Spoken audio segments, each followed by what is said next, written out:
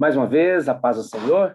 Vamos dar sequência à nossa aula, falando sobre introdução ao Novo Testamento, disciplina que trata de uma abordagem dos 4 primeiros livros do Novo Testamento, os 4 evangelhos.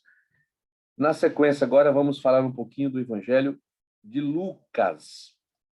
O Evangelho de Lucas é considerado o Evangelho da certeza histórica.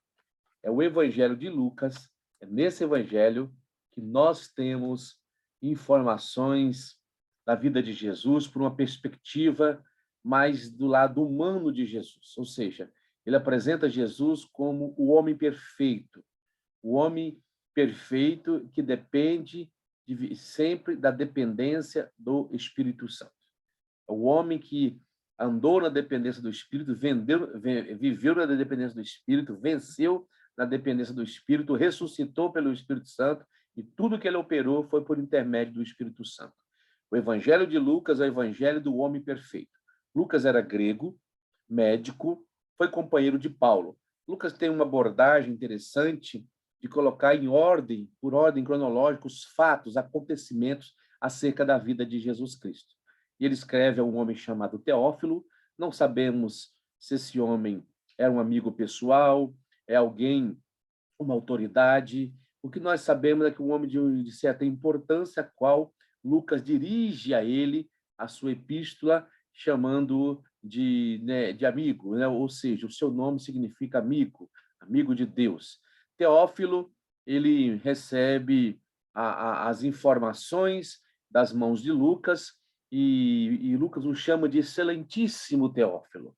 Por certo, ele queria demonstrar tudo o que estava acontecendo naquelas regiões de forma correta, precisa, para que se pudesse ter um entendimento acerca do Evangelho de Jesus Cristo.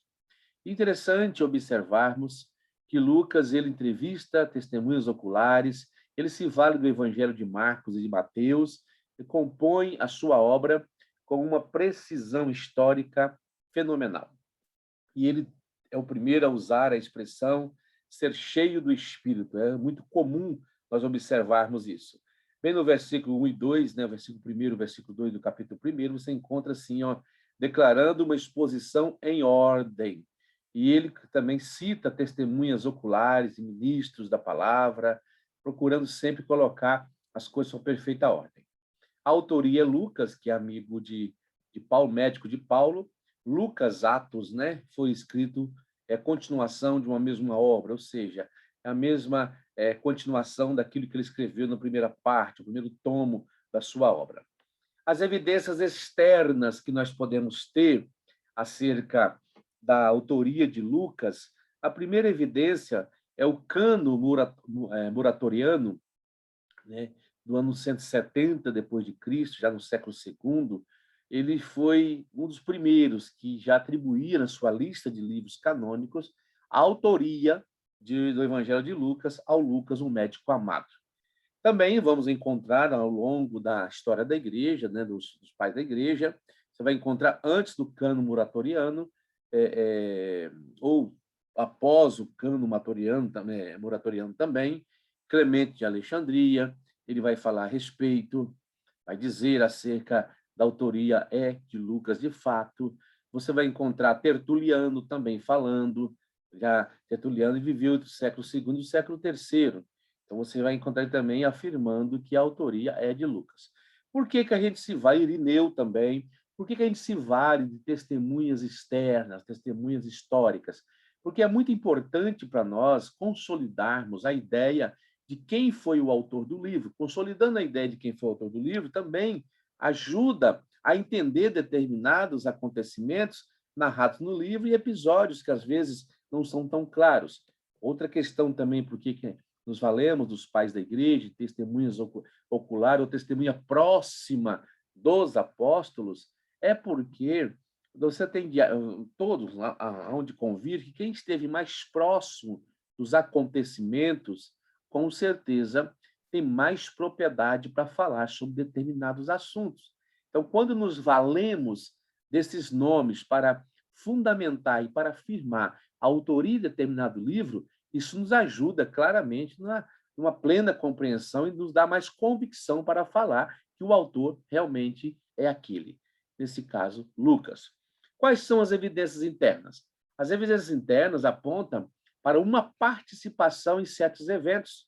Ele usa o termo nós, lá em Atos, que mostra que ele estava junto com Paulo durante as atividades, durante os acontecimentos das viagens missionárias.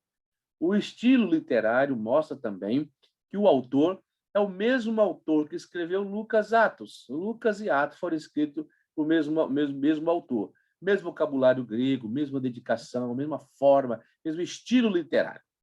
Outros fatores que indicam, que firma de fato a autoria de Lucas. A linguagem médica, o grego excepcional, o interesse do autor nas mulheres, nas crianças, nos doentes, a perspectiva de alguém que está ligado à medicina. Qual é o propósito? Quando ele escreve, ó excelentíssimo Teófilo, é contribuir com Teófilo no conhecimento mais amplo dos fatos que estão relacionados à vida de Cristo, é demonstrar a vida de Cristo de forma mais ampla, de forma mais clara. Apresentar Cristo dentro de uma perspectiva da mentalidade grega, para que os gregos pudessem entender também, porque Lucas era grego. Então, ele explica algumas ideias em termos judaico para que seja compreendido. Apresenta Cristo como homem universal, ideal e perfeito. Os gregos que buscavam perfeição, buscavam o aprimoramento do ser humano, a cultura, o berço da cultura. Então, o livro de Lucas tem um apelo aos gregos. Destinatário de Lucas. Ele escreve aos interessados gentios, de uma forma geral. É dirigido ao excelentíssimo Teófilo, como eu já disse a vocês, naquele que ama a Deus. Pode ter sido que esse Teófilo patrocinou esta obra, ou pode ter sido também que Lucas era o médico da família de Teófilo. Era comum você pegar alguém que fosse escravo, pagar o estudo, e ele se tornar um médico, se tivesse aptidão para isso, um médico da família. Também é comum isso ocorrer. O certo é que esse excelentíssimo Teófilo é um homem respeitável, e é certo que Lucas escreveu destinado a ele e não sabia que estava sendo conduzido pelo Espírito Santo para deixar uma obra que atravessaria os séculos e séculos, atravessaria milênios. Está aqui o relato do Evangelho de Lucas. O homem Lucas era um médico gentil, se foi judeu, era um judeu helenista, já aculturado mesmo à cultura helênica, a cultura grega. Ele pode ter se convertido em Antioquia, seu nome de origem grega aparece em Colossenses capítulo 4. Era um homem muito culto, com habilidade de historiador. O estilo grego, juntamente com o estilo da Epístola aos Hebreus, é o mais refinado de todo o Novo Testamento. A narrativa que ele faz da sua viagem com Paulo revela que ele tinha conhecimento náutico também. Ele acompanhou Paulo em muitas viagens missionárias, conforme Atos 16, 10. Esteve com ele quando em Jerusalém a multidão tenta linchá-lo durante o naufrágio a caminho de Roma. Este foi quando foi encarcerado. Lucas parece ter se tornado um médico particular de Paulo durante a necessidade, durante a viagem que Paulo fazia, em outras ocasiões, como na prisão também. O Lucas está esboçado de uma forma interessante, você encontra ela na página 22, você encontra ali o capítulo 1, versículo 1 a 4, o prólogo, o início. Depois, a partir do versículo 5 até o capítulo 2, você tem o anúncio do nascimento de João Batista, nascimento de Jesus, a visita das duas mães, nascimento de João, nascimento de Jesus e o menino Jesus no templo. A terceira divisão, já preparando Jesus para o ministério público, a partir do capítulo 13, aí você encontra o ministério de João Batista, o batismo de Jesus, a genealogia e tentação de Jesus. Já no ministério galileu, ministério na Galileia, vamos dizer assim, a partir do capítulo 4, você tem Jesus em Nazaré de Cafarnaum, o chamamento de Pedro ao chamado dos 12, o sermão da montanha, as narrativas, alguns diálogos apresentados. E assim você pega na sua página 22, 23, 24, você vai vendo as divisões existentes ali, que está colocado no Evangelho de Lucas. É muito prático, é um evangelho muito querido, um evangelho muito bom de se ler. a forma como é apresentado vale a pena. E encontramos também que o ministério na Galileia registrado é mais curto que o de Mateus e de Marcos. Ele não gasta muito tempo na Galileia, mas ele se estende mais na viagem do Senhor a Jerusalém, em Mateus 2 capítulos e Marcos apenas 1. E por 10 capítulos, Lucas coloca a viagem de Jesus a Jerusalém. Quer dizer, ele se estende bastante, dá uma outra narrativa, uma diferenciada. O Evangelho de João. O Evangelho de João foi escrito principalmente para combater ideias gnósticas, serviu para combater as ideias gnósticas que negavam a divindade de Jesus Cristo. Uma vez que Jesus veio em carne, não poderia ser Deus dentro da concepção gnóstica. Embora no cristianismo primitivo, o gnosticismo estava em suas origens e tinha várias vertentes dele, até difícil precisar o gnosticismo, que mais tarde se consolida, mas ali estavam as nuances, a semente do gnosticismo. E havia a crença de que Deus, sendo bom, jamais poderia ser homem, porque a matéria é má, a matéria não presta. Viviam exatamente um dualismo. E João escreve justamente para mostrar isso. No princípio era o verbo era Deus, o verbo se fez carne, ou seja, o verbo encarnou-se. Deus encarnou-se em homem, tornou-se homem para viver entre nós. Então, isso é bem claro no Evangelho de João. Se Mateus mostra o Evangelho do rei, se Marcos mostra o Evangelho do servo sofredor, se Lucas mostra o Evangelho do homem perfeito, João mostra o Evangelho do Deus que andou entre os homens, o Evangelho de Deus. Jesus Cristo é Deus. A autoria, as tradições na igreja primitiva apontam que foi o apóstolo João que escreveu o quarto evangelho. E não só esse, mas também escreveu as epístolas e o Apocalipse. As evidências externas, mais uma vez, vale-se do cano muratoriano, né? Muratoriano, Irineu, que foi discípulo de Policarpo, que foi discípulo de João, também afirmava que era João que escreveu. Então, não tem como contestar João, o discípulo amado. Tertuliano, Clemente de Alexandria, Orígenes, Hipólito, todos atentaram para isso. Mas duas testemunhas principais aqui, que atentam para a autoria de João, que é justamente Irineu, que foi discípulo de Policarpo, que havia sido discípulo do próprio João. Esses dois aí, para mim, já são suficientes para atestar que quem escreveu foi, de fato, João, o apóstolo amado. As evidências internas. O autor era um judeu, seu estilo, sua forma de pensamento hebraico mostra que era um judeu da Palestina, da época do Senhor Jesus, na região chamada Palestina, de onde o Senhor Jesus era também. Tinha conhecimento da topografia palestínica, era testemunho ocular, tem várias referências bíblicas que mostram que ele era testemunho ocular. Foi o discípulo que se reclinou sobre o peito de Jesus, ali em João capítulo 13, João capítulo 21, você encontra esse episódio. Qual que é o propósito? O propósito é justamente o que nós falamos, é conduzir as pessoas ao conhecimento do Salvador e mostrar que Jesus é Deus.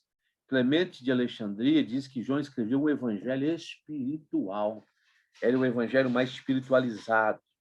O evangelho tem a finalidade de evangelística, de encorajar os crentes nos tempos de perseguição, de boas novas de salvação em tempo de perseguição. Tem a finalidade de se opor a certas doutrinas falsas, como o gnosticismo, que havíamos falado. Atos 19, no capítulo 19, versículo 1 ao 7, mostra que continuava havendo seguidores de João Batista em Éfeso. E foi preciso grandes esforços para mostrar que Jesus é superior a João Batista. João foi o precursor, mas João é apenas um precursor e Jesus é muito superior a ele. Quem que é o homem João? O homem João era irmão de Tiago, filho de Zebedeu. Receberam o nome de Boanerges, filho do trovão, lembram disso? Marcos 3,17. Pediram para dizer fogo do céu, eram considerados filhos do trovão. Eram pescadores como seu pai, foram chamados para o discipulado de tempo integral, estavam sempre dedicando-se à causa do mestre, andando com Jesus, quando foram chamados, estavam pescando ali no mar da Galileia, consertando suas redes para pescarem. Foi justamente esse João que a mãe foi lá, juntamente com seu irmão, pedir para que Jesus desse um lugar de destaque a esses dois, né? Esse João foi banido por Domiciano, jogado na ilha de Patmos. A tradição diz que João foi jogado num caldeirão de azeite fervente e escapou sem nenhuma queimadura. Aí foi desterrado para a ilha de Patmos, até quando morre o imperador Domiciano e o próximo imperador liberta os presos políticos, desafetos, aqueles que estavam presos. E ele volta, então, a pastorear Éfeso, ainda velhinho. É quando escreve aquelas epístolas que tem a primeira, a segunda, a terceira de João.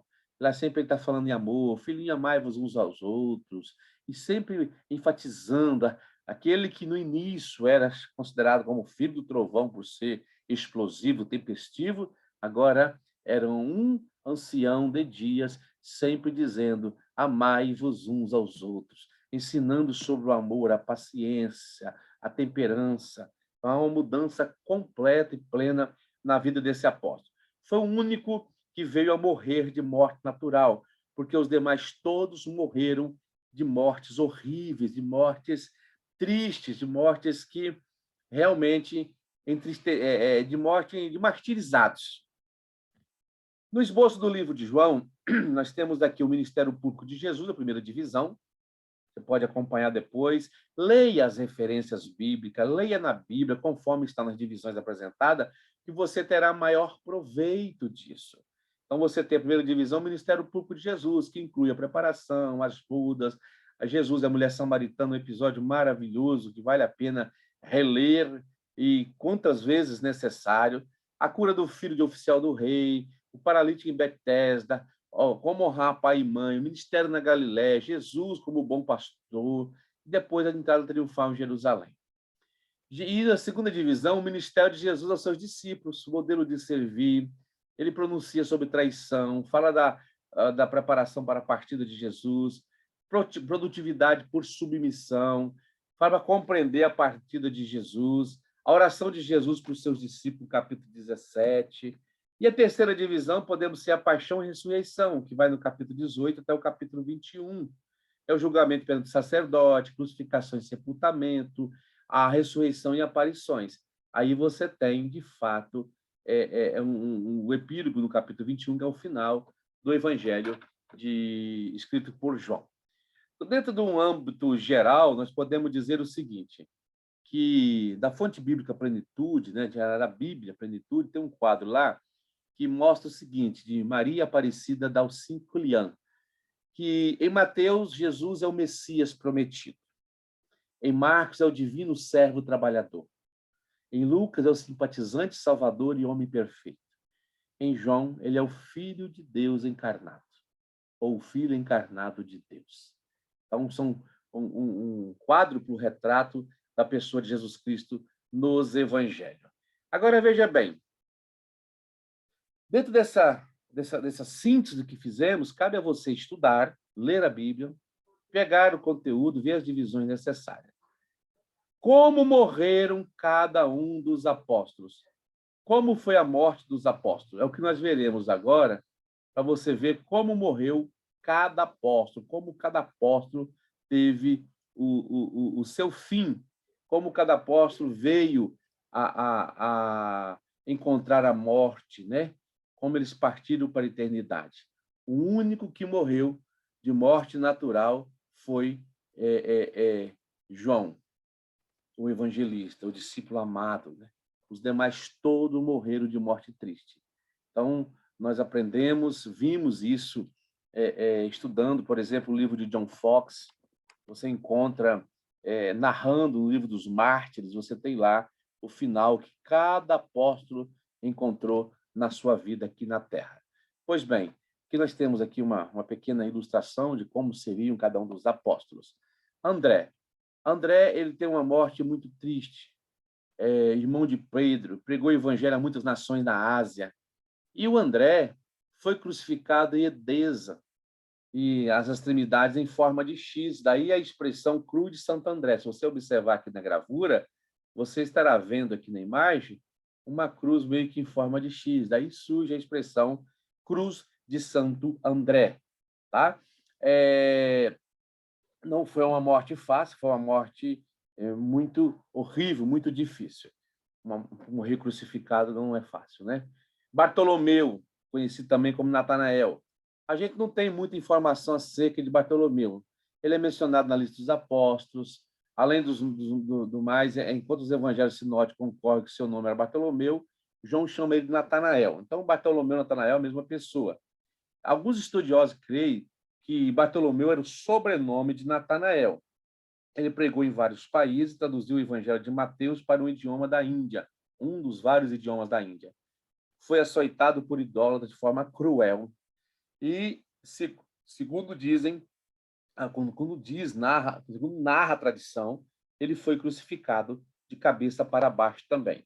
Olha só, aí você tem Tiago, filho de Alfeu. A Bíblia menciona vários Tiagos, ao longo do estudo foi mencionado isso. Então, tem vários Tiagos, a Bíblia trata deles e foram colocados aqui de forma dentro das referências bíblicas.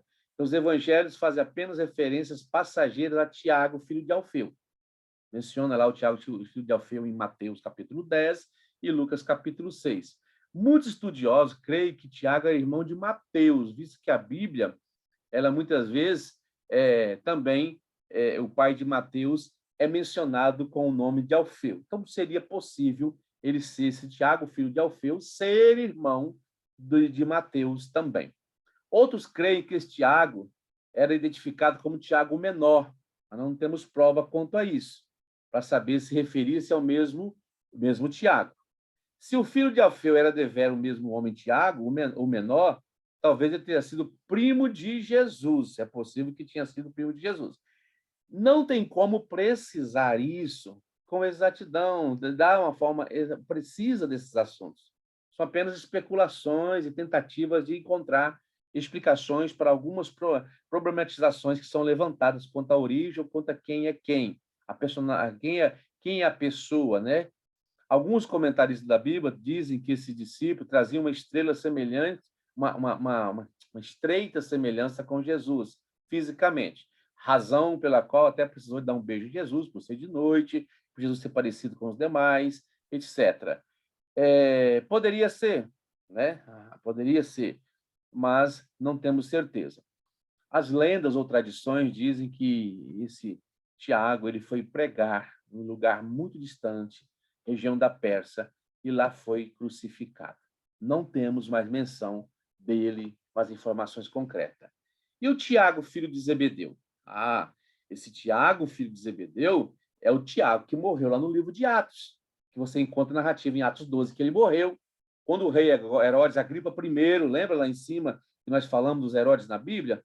O Herodes Agripa I mandou matar ao fio da espada. Diz que foi mais ou menos no ano 44 depois de Cristo, bem jovem ainda. Os evangelhos nunca mencionam Tiago sozinho. Sempre falam Tiago e João. Pedro, Tiago e João. Tiago e João. Até no registro de sua morte, o livro de Atos refere-se a ele como Tiago, irmão de João. Eles começaram a seguir Jesus no mesmo dia e ambos estiveram presentes na transfiguração. E Jesus chama ele de filho do trovão. Esses dois aí são chamados de filho do trovão. Tiago, filho de Zebedeu, João, filho de Zebedeu. E o apóstolo João, já falamos a respeito dele, né? O João Marcos, mencionamos ele. Melhor dizendo, João, né? Não o João Marcos. Marcos mostra para nós que ele é irmão de Tiago, filho de Zebedeu. Acabamos de falar agora de Marcos, né? Acabamos de mencionar agora Tiago, filho de Zebedeu, melhor dizendo. Acabamos de ser mencionados agora na morte de Tiago, que morreu ali em Atos. Também João trabalhava como empregados de seu pai, uma pequena indústria pesqueira, né?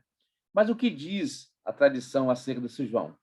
Diz que ele cuidou da sua mãe enquanto pastoreou a congregação em Éfeso, que ela morreu ali mesmo. A Maria, mãe de Jesus, ele teve os cuidados, cuidou de Maria ali em Éfeso até quando ela morreu. Foi preso, exilado, conforme eu já falei, mais tarde ele volta do exílio e volta a pastorear.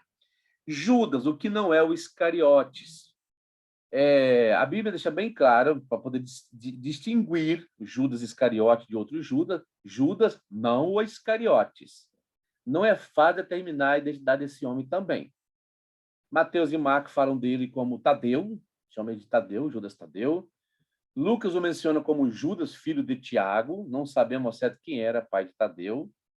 Não tem como saber. A história, né, o historiador Eusébio de Cesareia, ele diz que esse Judas foi a Mesopotâmia, teve com o rei Abigar e esteve presente ali, né? Segundo essa história, Judas foi a Abigar depois da ascensão de Jesus, permaneceu para pregar em várias cidades. Depois diz outra tradição que esse discípulo foi assassinado por mágico na cidade de Suanir, na Pérsia, com pauladas e pedradas. Outros afirmam que o mesmo foi crucificado em Edessa no ano 72. Não sabemos o final exato da sua morte. As tradições dizem que a morte foi martírio. E Judas Iscariote, todo mundo conhece a história, né? Judas Iscariotes. Ali está o que ele foi fazer depois de profundo arrependimento, profundo remorso por ter traído Jesus, ele vai se enforcar. Há quem diga, embasado em Atos capítulo 1, 18, que ele não morre enforcado, porque ao pendurar-se na árvore, à beira de um precipício, a árvore se quebra e ele acaba por cair em um precipício, vindo então a morrer totalmente arrebentado, de forma que suas entranhas estavam abertas. Esta é uma hipótese baseada no texto bíblico. Enfim, seja como for, morreu de um remorso profundo e suicidando-se por ter traído Jesus, foi tocado de profundo remorso. Como diz Atos 1,18, ora, este adquiriu um campo com o galardão da iniquidade e, precipitando-se, rebentou pelo meio e todas as suas entranhas se derramaram. Precipitando-se, caiu. Então, é possível que ele tenha caído no precipício. Mateus, o cobrador de impostos, nascido em Nazaré, conforme foi mencionado, diz a tradição que ele foi martirizado na Etiópia. E Filipe, aquele grande Filipe, ele, apóstolo do Senhor, nasceu em Betsaida, sofreu martírio em Heliópolis, na Frígia. Depois de açoitado, foi lançado no cárcere e depois foi crucificado. Morte horrível, morte muito triste. Pedro foi condenado à morte, crucificado em Roma. Conta a história que ele viu o Senhor Jesus em uma visão e ele perguntou: mas, Senhor, onde vais? E o Senhor respondeu: eu vou para ser de novo crucificado. E os amigos intentaram para que Pedro fugisse, era o domínio do Nero, ainda imperador Nero, queriam que Pedro fugisse e ele não fugiu. Falou: não serei crucificado. A única coisa que ele pediu foi: eu quero ser crucificado de cabeça para baixo. Não sou digno de morrer como meu Salvador. E assim termina a história do apóstolo Pedro, morte e por crucificação. Simão o Zelote, segundo John Fox, pregou o evangelho na Mauritânia, na região da África, e até na Grã-Bretanha, onde foi crucificado em 74 depois de Cristo, depois da destruição do templo de Jerusalém. Ele foi crucificado. Então, esse é Simão o Zelote. Tomé. Tomé é muito lembrado na Bíblia como o homem que não teve fé, como o homem que teve dúvida, como um homem incrédulo. Esta é a lembrança que as pessoas têm de Tomé. Mas a história registra algo mais sobre Tomé. Tomé era um homem de coragem. Tomé, apesar daquele episódio, ele tornou-se missionário na Índia, foi martirizado, sepultado em Milapuri, hoje subúrbio de Madrasta. Seu nome é lembrado pelo próprio título da igreja, Martoma, ou Mestre Tomé. A igreja lembra do seu nome, Mestre Tomé. Então, ele foi um grande servo de Deus e um grande missionário. E Matias? Matias foi aquele escolhido para ocupar o lugar de Judas após a morte de Judas. Então, algumas especificações são dadas para escolher o novo apóstolo, obviamente, e que essas qualificações tinham que ser preenchidas para ser apóstolo, não é qualquer um que poderia ser apóstolo. E o nome Matias, que é uma variante do nome Matatias, do hebraico, foi escolhido. Infelizmente, a Bíblia nada diz. Simplesmente sabemos que ele sofreu apedrejamento em Jerusalém e foi decapitado. E quanto a Tiago, irmão do Senhor? Tiago, irmão do Senhor, veja, nós falamos de 3 Tiagos, é o terceiro Tiago. Tiago, irmão do Senhor, ele não é mencionado detalhes dele na Bíblia, apenas em uma ocasião específica como irmão do Senhor. Mas se você observar, quando ele escreve a epístola que recebe o seu nome, ele não coloca que ele é irmão de Jesus, ele coloca servo do Senhor, porque não se achava digno de ocupar tamanha honra. Ele não cria em Jesus, assim como Judas também, não Iscariote, né? Que não cria em Jesus antes da sua morte, o Judas que escreveu a epístola também, irmão do Senhor. A gente observa que não criam em Jesus até após a morte e ressurreição de Cristo. Aí que passaram a crer. Diz a tradição que ele passava muito tempo em contrita oração, esse Tiago, e seu joelho é como o joelho de camelo, de tão duro. Flávio José, historiador hebreu, historiador judeu, que escapou do sofrimento e da morte depois do ano 70 depois de Cristo, com a destruição de Jerusalém, cerco em Jerusalém, morte de muitos judeus, pela revolta que fizeram contra o Império Romano, ele, poupado por seu conhecimento, por seu intelecto, enfim, alguns dizem que ele foi oportunista, se vendeu aos judeus. Seja como for, Flávio José, ele narra episódios acerca de Israel e também alguns episódios acerca dos apóstolos. Entre eles, ele fala que Tiago foi apedrejado até a morte por ordem do sumo sacerdote. Ele que escreveu a epístola de Tiago, a epístola universal de Tiago. E Marcos? Marcos não foi apóstolo, é o João Marcos, né? Estamos falando aqui. Foi muito amigo de Pedro, supõe que tem sido um amanuense de Pedro, né? Supõe-se que ele escreveu a primeira epístola, como ele escrevia bem, e por isso tinha um grego bem polido, que não tem sido Pedro que escreveu, não que não seja autor. Ser autor e escrever são coisas distintas. O autor é onde saem as ideias. Agora, eu posso contratar qualquer pessoa para redigir essas ideias para mim. Eu vou passando para ele e vai redigindo. É normal ter um amanuense naqueles dias. Marcos escreve o Evangelho, possivelmente supervisionado por Pedro, né? Por isso que é dito lá anteriormente que reminiscências de Pedro, ou seja, tudo que ele viu, que ele ouviu acerca que Pedro falando acerca de Jesus, ele escreve o Evangelho que recebe o nome de Marcos. Temos Lucas, o médico amado. Supõe-se que ele morreu pendurado em uma oliveira, os sacerdotes pagãos gregos. Esse médico amado também morreu martirizado, não é apóstolo. E assim termina a história dos apóstolos e autores da Bíblia que morreram mortes terríveis, mortes horrendas, horrendas mesmo. Mas não negaram a fé, mantiveram a fé. Foram fiéis a Deus. Até o último momento da vida, mantiveram a sua fidelidade. Os evangelhos nos ensinam o nascimento, a infância, o ministério, a paixão e morte de Jesus.